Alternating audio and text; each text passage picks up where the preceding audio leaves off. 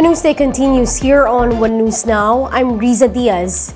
U.S. top diplomat Anthony Blinken has paid courtesy call on President Bongbong Marcos in a bid to bolster the two countries' alliance. Chase Cosco has the report.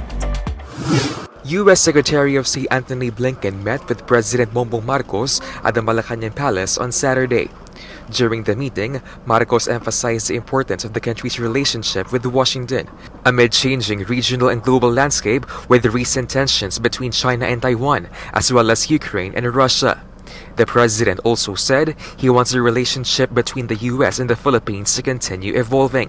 This just points to the fact of the importance of the relationship between the United States and the Republic of the Philippines. I hope that we will continue to evolve that relationship in the face of all the changes that we have been seeing and the changes that are between in our bilateral relationship. Blinken, for its part, reaffirmed the commitment of the U.S. to the Mutual Defense Treaty with the Philippines. The alliance is strong and I believe can grow even stronger. We're committed to the Mutual Defense Treaty. We're committed to working with you on shared challenges.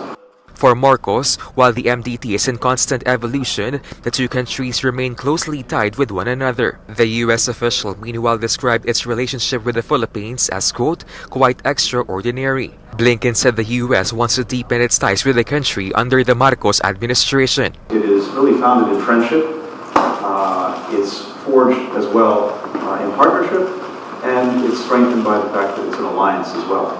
The people ties between us are almost unique, and it's something that we tremendously value in the United States, just as I know you do here. Blinken is also set to meet with Foreign Affairs Chief Enrique Manalo and drop by the U.S. Embassy in Manila. Recall in a statement on Friday, Blinken said he is looking forward to reinforcing the strong U.S.-Philippine relationship and both countries' shared commitments to democracy, human rights, rule of law, security, and prosperity. For News 5, JC Cosico, we are One News. Meanwhile, Vice President and Education Secretary Sara Duterte will serve as Philippine convener for the upcoming Education Summit at the United Nations. As national convener, Duterte will lead consultations with Philippine stakeholders ahead of the summit in New York on September 19. Included in the discussions are the sector's recovery plans from the disruption caused by COVID-19.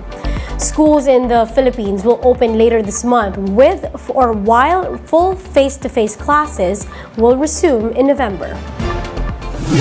Now we'll be back with more stories after the break. Keep it here on One News.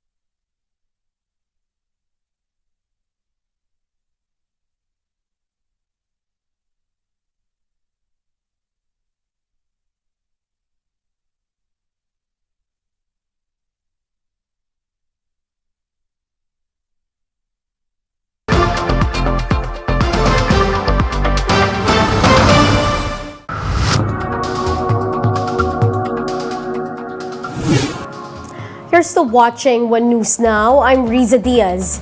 The U.S. government has declared monkeypox a public health emergency with more than 6,000 cases nationwide.